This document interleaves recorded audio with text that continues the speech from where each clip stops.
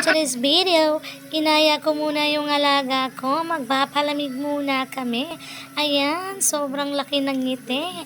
Favorite na talaga yung buko. At nag-order din ako ng 2 siopaw. At pinadidi ko na rin to si Aling Maliit. Ayan, para naman makakain ang Marinyo.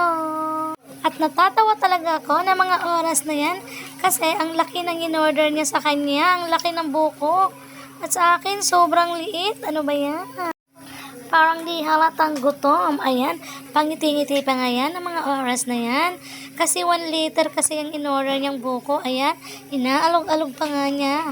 Kasi ang dami daw ng ice, lugi daw siya sa bayad. Parang 80 plus yata yung bili niya sa 1 liter. At sa akin, parang nasa 45, ganun lang. Or 40. Aywan ko ba? Kaya nga, hinahayaan ko lang siya sa anong trip niyang gustong bilhin. Kung ano yung kakainin niya, yun lang din ang kakainin ko. O siya, salamat sa panonood. Bye!